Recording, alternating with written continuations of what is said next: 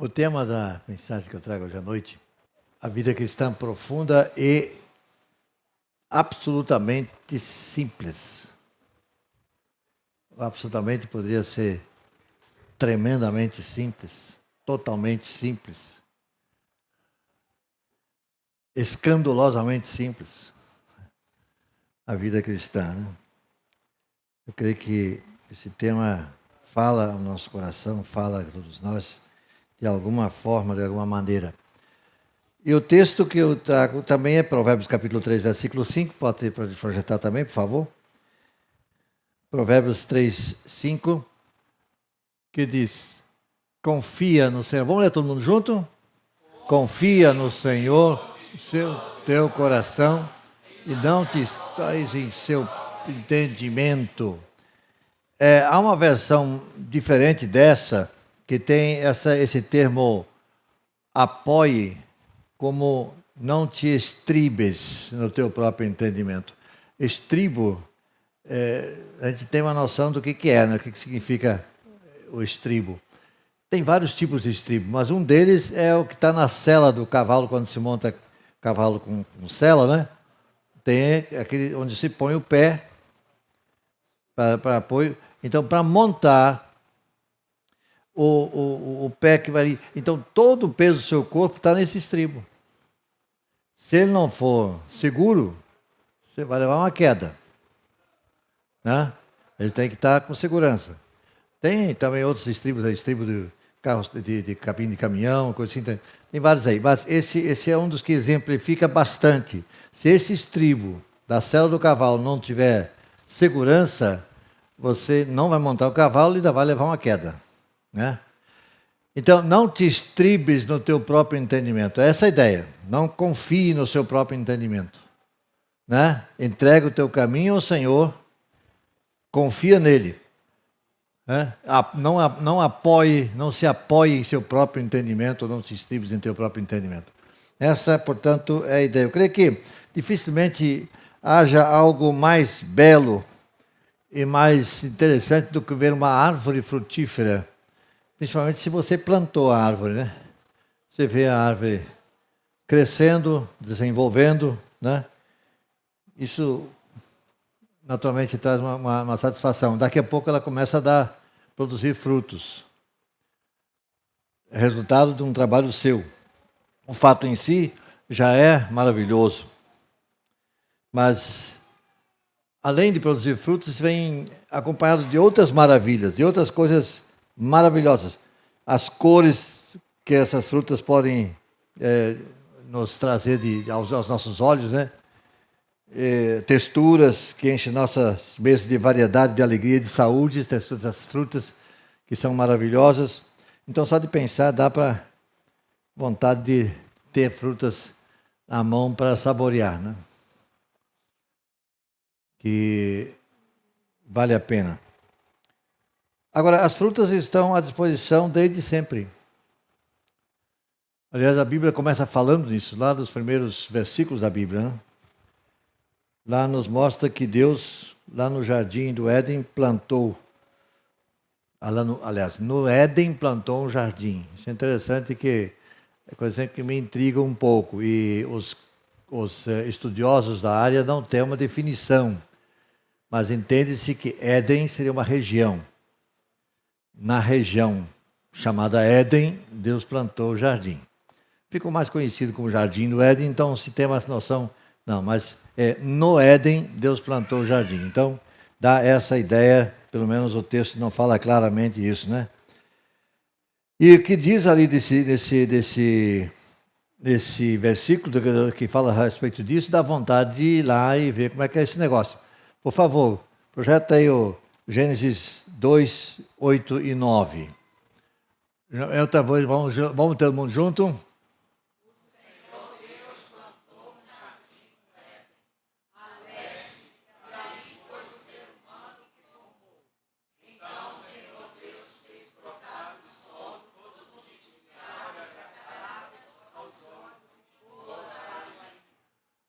Então, não dá vontade para ir lá, não?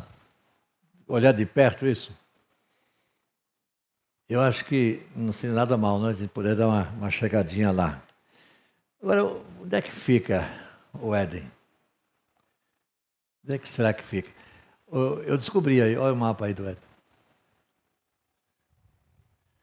Porque o texto diz que o jardim foi um lugar onde havia um rio, do qual nasciam 4 rios. Vamos ver se eu lembro o nome.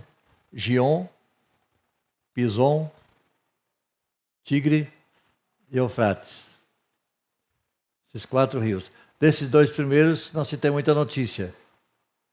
Acho que, não sei se corre para o outro lado, porque, ou não sei o que foi que houve.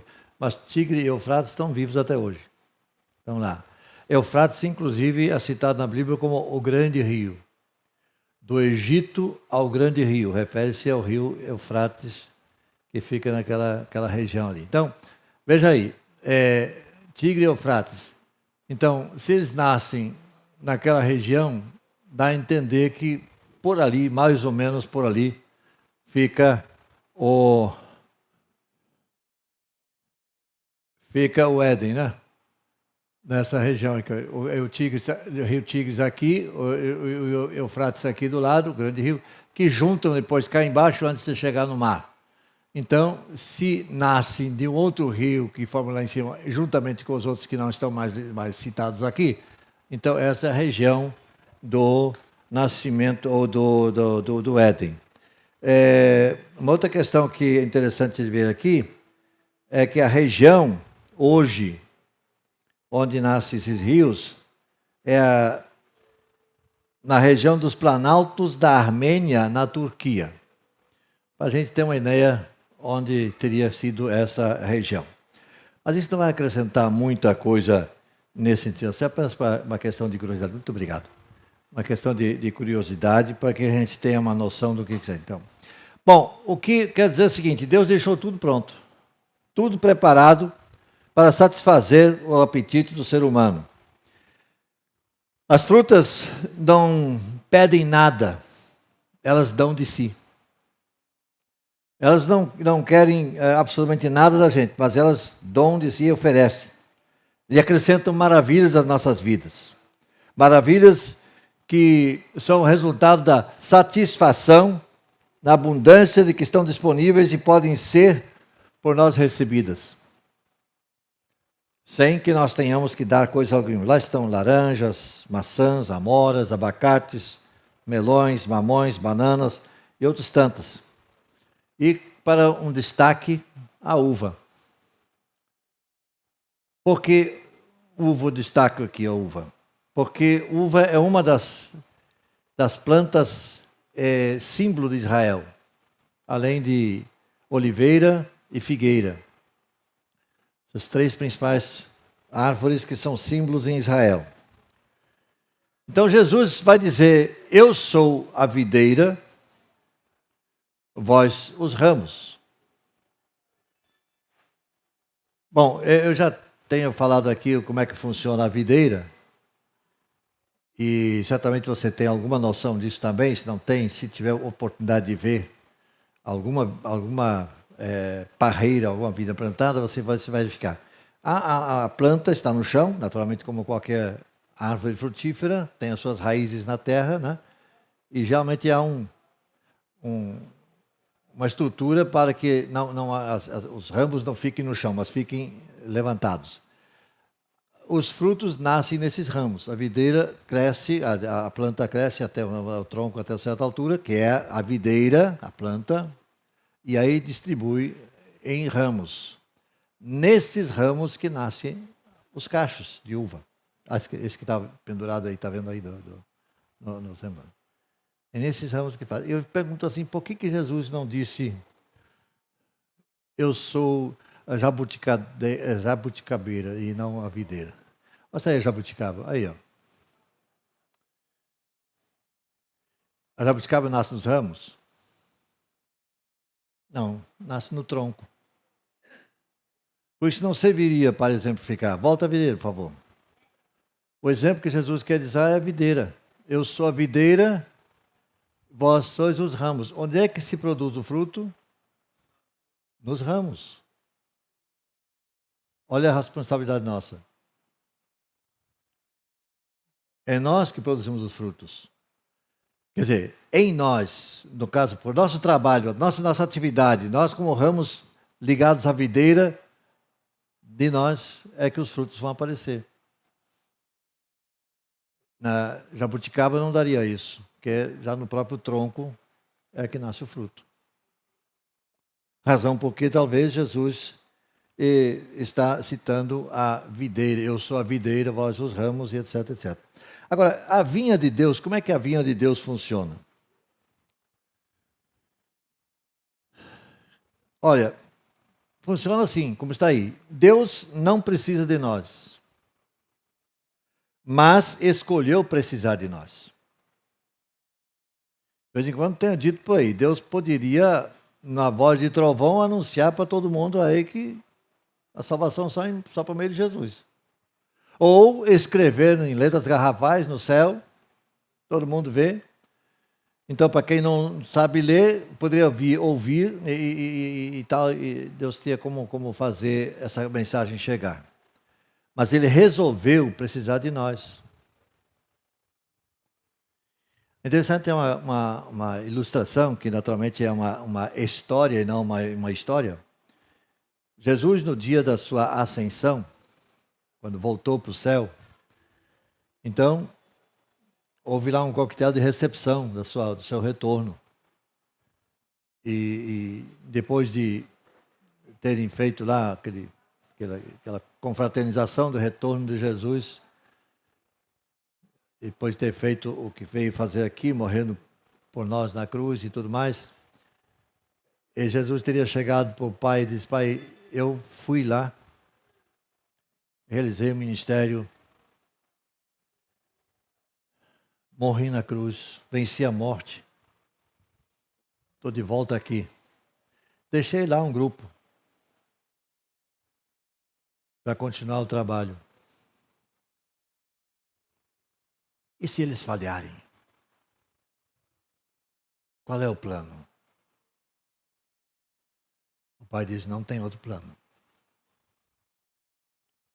O plano é esse. Não tem outro. Bem, essa é uma história. Eu não estava lá para saber se isso aconteceu, mas alguém teve essa ideia e fala alto ao nosso coração.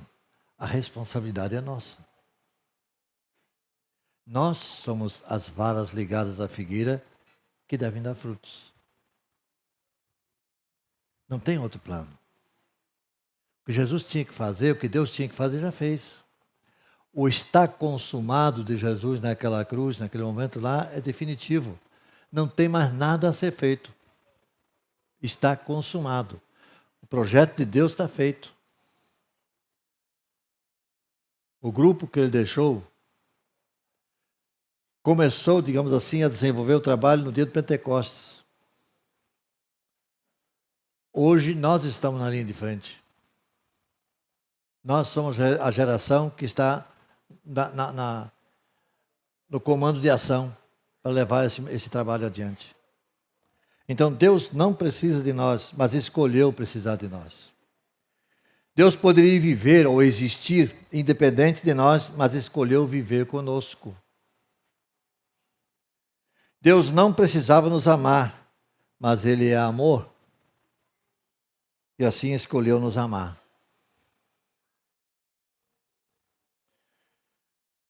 O tipo de amor de Deus, profundo, extremamente profundo, é aquele que ama a partir de uma satisfação completa e não a partir de uma busca de satisfação.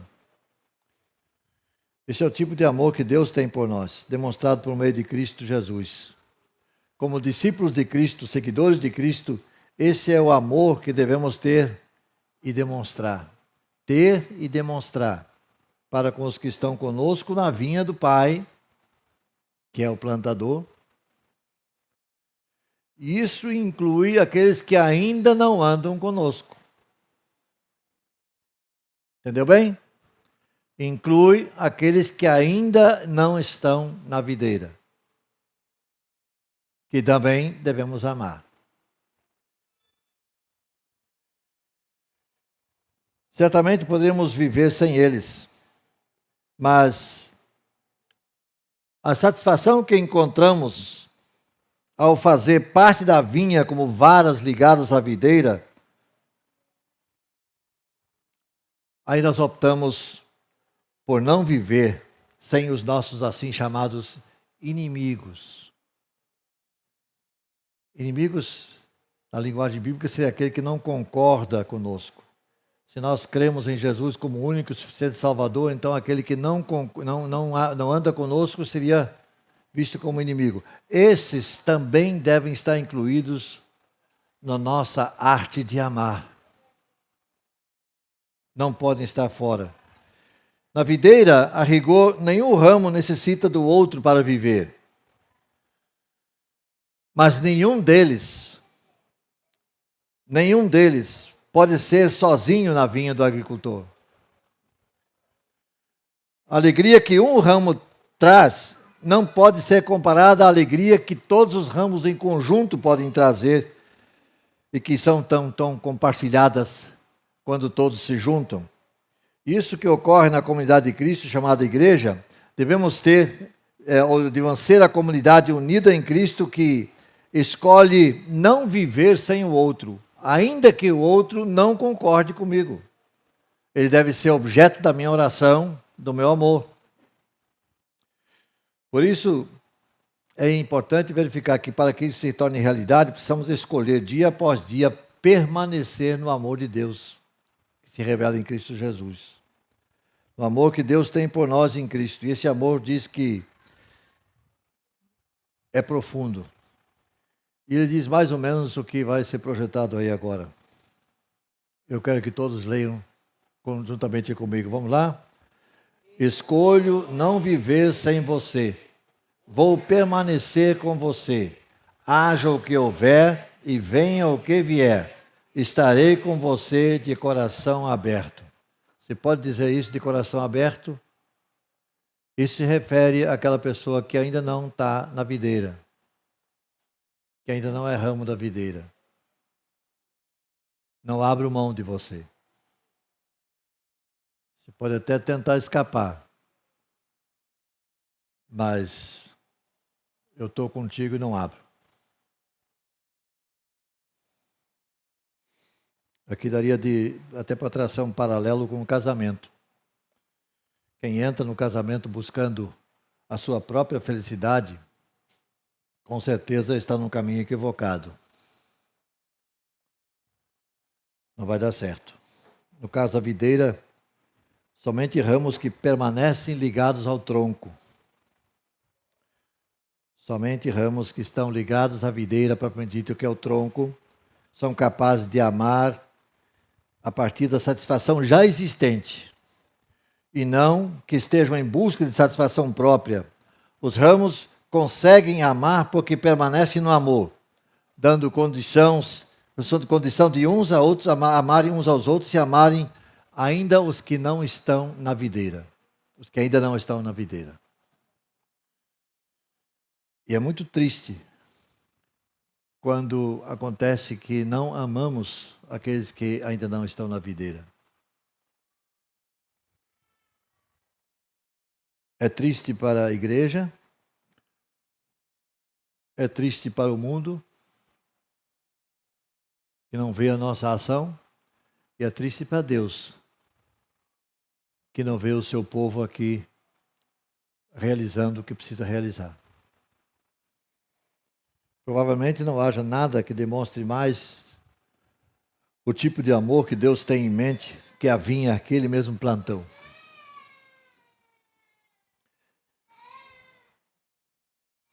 E esse exemplo que é assim, digamos assim, taxativo e inequívoco, é o exemplo do perdão. Quando nos deparamos com a palavra de Simão Pedro, que pergunta a Jesus: "O Senhor, quantas vezes eu devo perdoar meu irmão? Até 7 vezes?" Eu não sei de onde é que Pedro tirou esse negócio, porque não está na lei de Moisés, nem os 7 vezes, nem 70 vezes 7. Talvez há uma citação lá no Gênesis capítulo 4, que Lameque faz. Lameque diz, se Caim vai ser vingado 7 vezes, então Lameque vai ser vingado 70 vezes 7. Talvez tenha alguma ligação com isso. Mas a pergunta de Pedro a Jesus, ele disse, 7 vezes está bom, mestre? E Jesus disse para ele, não dá nem para começar. Tá bom não. Você imagina, uma pessoa falha com você 7 vezes, a mesma pessoa, não são 7 pessoas não, a mesma pessoa falha 7 vezes ao dia. Você perdoa 7 vezes? Já pensou nisso? E aí Jesus, não, 7 vezes não, 7 vezes não dá nem para começar, é 70 vezes 7. Aí você faz a conta, poxa, 490 vezes, quase 500 vezes. Pô, a mesma pessoa.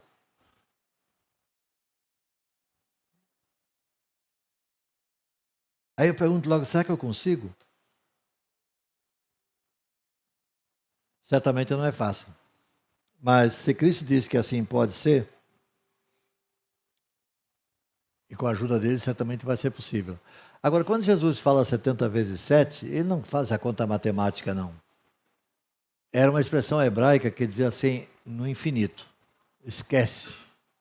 Vai perdoando. Não faça contas, não. Essa é a lição que ele quis ensinar a Pedro.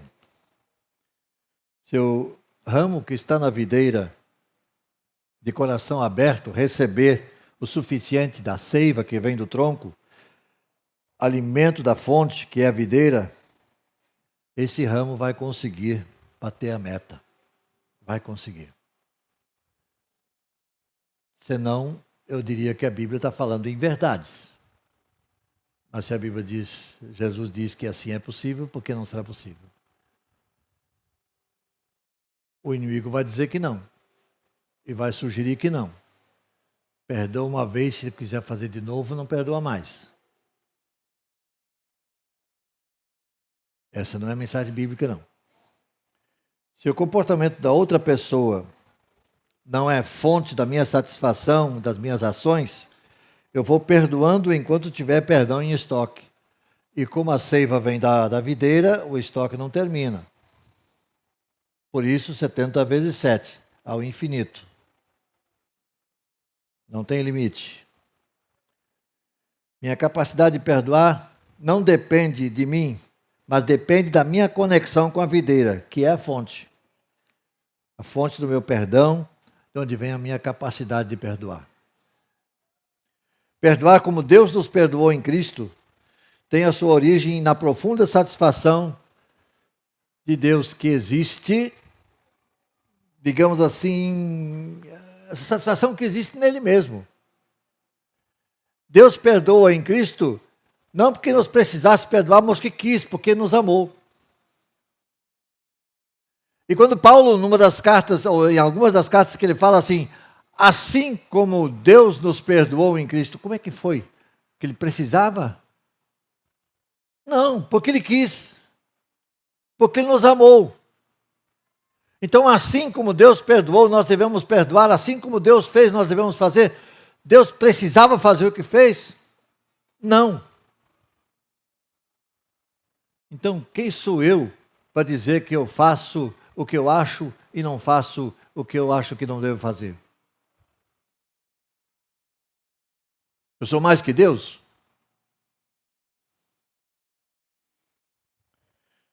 Quando permanecemos em Cristo, essa profunda e inesgotável fonte passa a ser nossa, pois a nossa conexão é com ela, a fonte, a videira, e o plantador, que é o Pai, o agricultor. Se ele, a outra pessoa, o ofensor que não quer andar como nós queremos, ou gostaríamos que ele andasse, se ele quer conseguir, ou aliás, prosseguir nos ofendendo, nós temos em depósito perdão suficiente para continuar perdoando. E daí? O que vai acontecer então? Aí o apóstolo Paulo nos ajuda. Por favor. Romanos 12, 20. Vamos lá juntos? Ah, se o seu inimigo tiver fome, dê-lhe de comer. Se tiver sede, dê-lhe de beber. Fazendo isso, você aumentará brasas vivas sobre a sua cabeça. O sujeito não quer nada com nada. Ele não quer, não tá a mínima importância do que você está fazendo. E você continua bonzinho com ele. Você continua tratando ele como se tivesse a melhor relação com ele. O que vai acontecer? A cabeça dele vai esquentar. Eu digo, o que está acontecendo? Eu não estou dando a mínima e o cara está me tratando como se tivesse tudo bem. É o que Paulo está querendo dizer aqui. Continue. Você vai estar colocando brasas vivas na sua cabeça, que ele vai esquentar a cabeça, você não sabe o que está acontecendo. Porque você continua como se realmente estivesse tendo resposta do lado dele, embora ele não queira nada. Agora, qual é a nossa tendência tem sido? Já que não quer, para o lado. Não é isso que a Bíblia ensina. Enquanto permanecemos firmes em Cristo como varas na videira, temos condições de perdoar 70 vezes 7. Ou seja, infinitamente. Podemos perdoar independente da reação do ofensor, que é objeto do nosso perdão. Nossa capacidade de perdoar não vem de nós mesmos, e sim da videira. O fruto que Deus espera de uma comunidade cristã chamada igreja somente é sustentável se cada ramo estiver desfrutando de um relacionamento sem barreiras com a videira. A videira que é Cristo. Isso não esporadicamente, mas continuamente, permanentemente. Deus deseja mostrar que o esforço humano não é a chave nem o ponto principal. A vinha plantada por Deus é um lugar onde líderes devem simplesmente trabalhar com o que está acontecendo nas profundezas da vida interior de cada ramo, de cada liderado. Deus faz as coisas acontecerem, não é o líder. O líder trabalha com o que existe. Deus há de acrescentar. Aquele que plantou a vinha, a ideia que eu descobri num ramo ligado à videira que tem falta de alguma coisa e eu posso acrescentar, está com certeza uma ideia equivocada. Não cabe a mim acrescentar. A mim cabe cuidar do que já existe. Acrescenta aquele que criou e que plantou a videira. Esse tem o direito de acrescentar e vai acrescentar, porque eu certamente não acrescentaria a coisa corretamente. Cristo manteve todos os seus relacionamentos do ponto de vista dele, ou seja, da ação dele. Todos ficaram com ele? Não consigo, mas você vai entender isso aqui. Há uma grande diferença entre o que ele fez e o que geralmente nós fazemos. Ele nunca perdeu um relacionamento porque precisava de algo daquela pessoa com quem se relacionou, para que pudesse continuar amando aquela pessoa. Os relacionamentos que não se mantiveram com Jesus foi porque a outra pessoa pensou que poderia viver sem Jesus. E saiu, e deixou Jesus para lá. Não é que Jesus a dispensasse e mandasse embora. Não, a outra pessoa optou por seguir sozinha, fazer, digamos assim, carreira solo. Eu não preciso de Jesus, eu me viro. Então isso nos leva à seguinte conclusão. As pessoas conseguem viver sem mim, mas não podem e não conseguem ficar sem Cristo. Sem mim podem, sem você também, mas sem Cristo não. Lá em João 15,16, Jesus diz: vocês não me escolheram, mas eu os escolhi para irem e darem fruto, fruto que permaneça, a fim de que o Pai lhes conceda o que pedirem em meu nome. As pessoas podem viver sem mim, mas não podem viver sem Cristo. A vinha que Deus plantou é uma comunidade de ramos vivos que tem tudo o que precisam em sua conexão com a videira e optam por não viver de forma isolada. Escolhem viver juntos, como ramos visíveis, não ocultos ou escondidos. E assim, o que o agricultor fizer com um deles, fará com todos, e haverá abundante produção. Pode voltar aqui a nossa produção de uva aí. Quando os ramos estão unidos na videira de uma só, a produção é ampla. Olha aí, maravilha. Dá vontade de dar uma passada por aí? Frutos que permanecerão e se estenderão de geração em geração. Um ramo estimula outro e a produção de frutos só mostrará crescimento. Isso nos leva ao Sermão do Monte, pregado por Jesus. O Sermão do Monte não faz sentido se estivermos procurando algo ou alguém no mundo que preencha nossa necessidade de satisfação. O Sermão do Monte é um retrato de pessoas que descobriram que a sua satisfação em Deus é suficiente para enfrentar qualquer situação que o mundo lhes apresente. Cristo estava convicto de que a sua presença era perfeitamente suficiente para fazer isso a seres humanos comuns, que ele afirmou categoricamente a eles, os discípulos: vós sois o sal da terra. Vós sois a luz do mundo. Tal expressão mesmo é feita antes mesmo de que, quando eles ainda não tinham sido enviados para realizar coisa alguma. Está bem no início do ministério de Jesus, o Sermão do Monte. A presença de Cristo e suas palavras fizeram deles sal e luz. O mestre não está descrevendo a capacidade de satisfazerem-se a si próprios, mas a sua capacidade como mestre de satisfazê-los. Ele teria dito: eu sou a luz do mundo, eu sou a luz. Então vós sois. É o quê? Porque vós estáis em mim. As varas só podem ser luz porque estão na videira. As varas só podem produzir frutos porque estão na videira. Fora disso, não tem condições. O mestre poderia satisfazê-los não parcialmente, mas completamente. Isso todos os dias, o tempo todo, cada momento das suas vidas. Sal e luz são tão úteis simplesmente porque não necessitam de nada do ambiente onde pretendem servir. Aí ele diz: se o sal estiver estragado, foi insípido, ou seja, não salga coisa nenhuma, para nada mais presta, senão para ser jogado fora. Sal, ele tem várias propriedades. Uma delas é conservar. Certamente a igreja é razão de ser da conservação da sociedade. Provavelmente, se não fosse, a sociedade estaria deteriorada muito mais do que já está. Sal também serve para despertar a sede.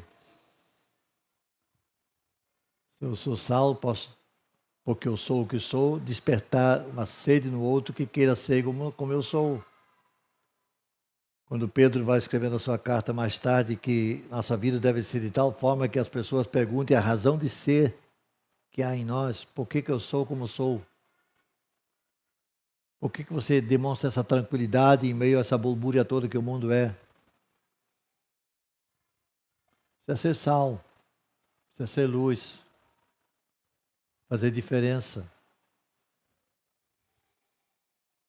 Sal e luz são úteis, simplesmente porque não necessitam nada do ambiente onde servem. Se a luz tivesse que ser escondida da vista pública, então não teria utilidade alguma. Mas ela está no lugar onde está para iluminar o ambiente. E quando o ambiente é de uma escuridão estupenda, a luz brilha mais forte. Viu, Mariana? Onde a escuridão é mais forte, onde o pecado mais impera, nós temos muito mais condições de fazer diferença. de brilhar e de salgar aquele ambiente. Vamos a quem quer que seja, pois não necessitamos de nada que venha da outra pessoa. Vamos a quem quer que seja e de coração aberto compartilhar as maravilhas que de Deus recebemos. Essa é a visão de uma igreja local que Cristo deixou os seus primeiros discípulos. Em Atos 2, quando a primeira vinha plantada pelo Pai começou a surgir, foi estabelecido um padrão de que era possível diante de um cenário humanamente impossível. Por que eu estou dizendo isso? Jerusalém está em festa. Os líderes religiosos são todos PhD, digamos assim. Ali está Pedro, um simples pescador. Alfabetizado, sim. Sabia ler e escrever, sim, mas não passava disso. Os doutores da lei estão ali em Jerusalém. E é ali que acontece a descida do Espírito Santo. E a igreja começa o seu trabalho. E naquele dia, depois de um simples sermão de Pedro, mais de 3.000 voltam o seu coração para Jesus. Humanamente impossível acontecer o que aconteceu. Mas aconteceu. Por quê? Porque quem está entrando em ação é a vinha plantada pelo Pai. Meu pai é o agricultor, eu sou a videira de Jesus. E começou ali. Outra metáfora sobre a igreja de Cristo, fornecida pelo apóstolo Paulo, diz que Cristo é o cabeça da igreja. O cabeça, não a cabeça. A cabeça é essa parte mais alta do corpo aqui. Isso aqui é a cabeça. A cabeça. O cabeça é o líder, o chefe de organização. No caso, Cristo é o cabeça da igreja. Ele é o líder da igreja. Cristo é o cabeça e a igreja é o corpo aqui na terra. Isso deixa claro que a presença de Cristo e suas intenções são a chave para a vida da igreja. Está tudo à nossa disposição. Precisamos tão somente aprender a manobrar esse mecanismo todo. O que se espera da igreja aqui no mundo? Que nós sejamos a parte visível do corpo de Deus ou de Cristo Jesus aqui no mundo. Precisamos aprender a medir a nossa satisfação em Cristo para que possamos sustentar relacionamentos.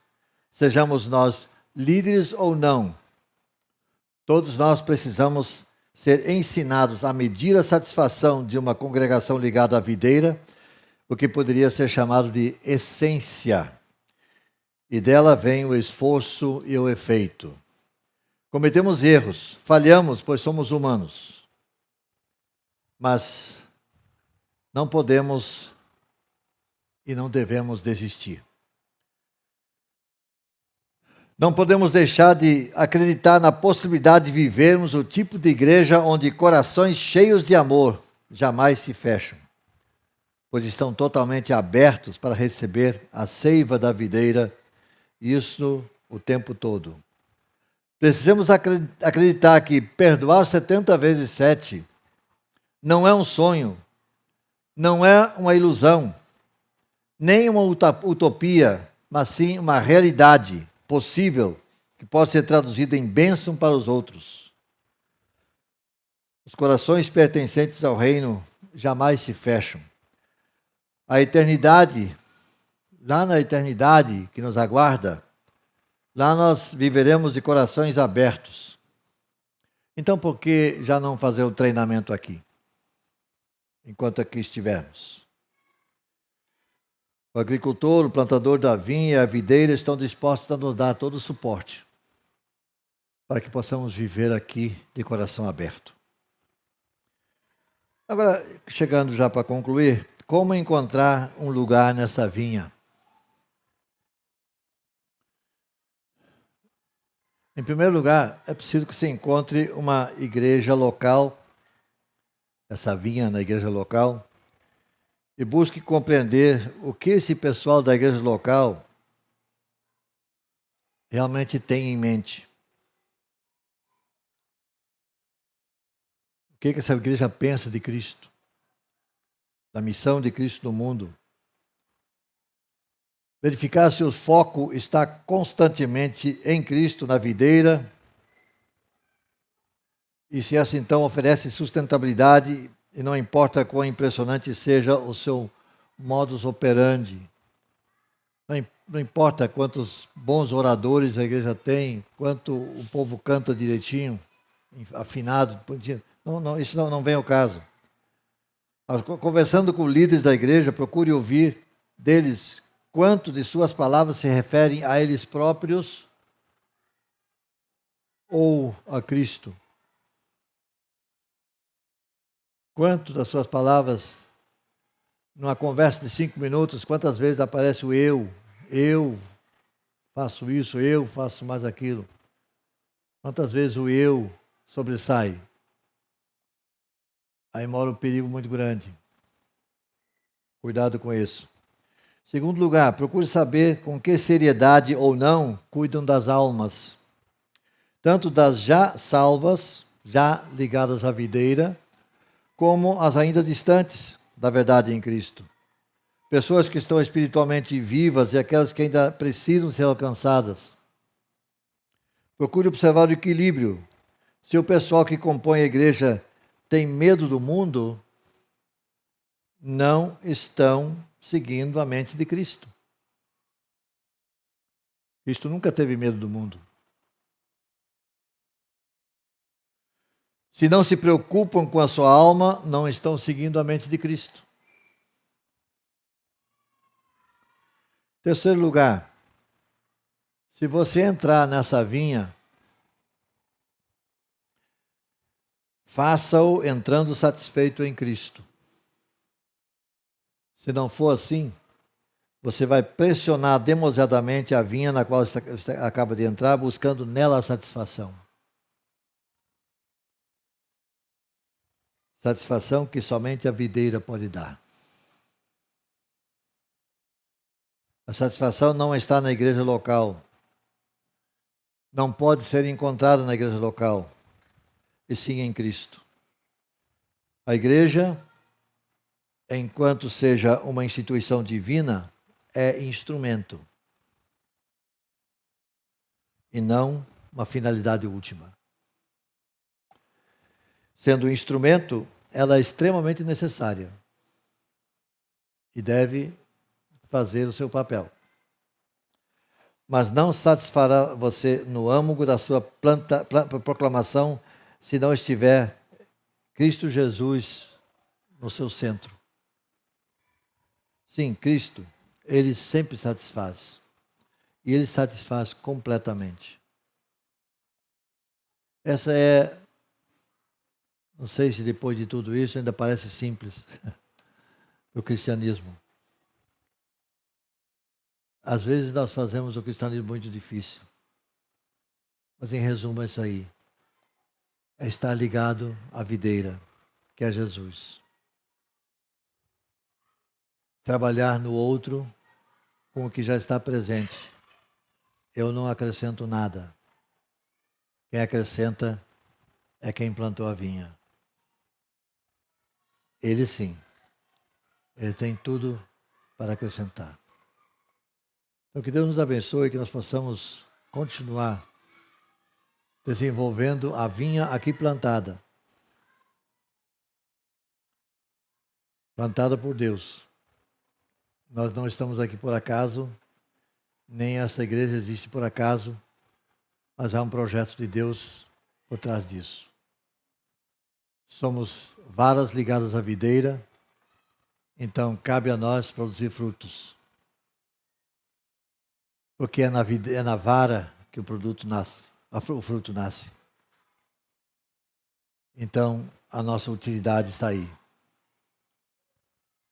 Na parábola que foi contada por Jesus, lá no Evangelho de João, ele diz que a vara que não dá fruto é cortada. Literalmente cortada. Que isso não ocorra conosco. Que nós sejamos cortados. Você já está ligado à videira? Já faz parte da videira? Já é de Jesus Cristo? Já confia nele como Salvador? já se tornou um membro da igreja, temos alguns aqui conosco que logo, logo se tornarão membros da igreja através do batismo, já estão nesse caminho, tudo bem. Mas há mais alguém que ainda não está nesse processo aí, mas que gostaria de caminhar nesse sentido conosco, também ligado à videira, e juntamente conosco continuar esse trabalho que estamos realizando, pela graça de Deus? Pense nisso. Essa é uma questão individual. Você que deve saber como fazer, onde fazer, quando fazer, e tomar a sua decisão ao lado de Jesus Cristo. A capacitação vem dele. Não vem de ninguém de nós, não vem do grupo como um todo, não vem da igreja, mas vem dele, que é a videira. Nós somos ramos. Nós podemos te dar estímulo, mas a essência vem dele. Por isso que nós precisamos confiar nele. Posso ficar em pé, vamos orar?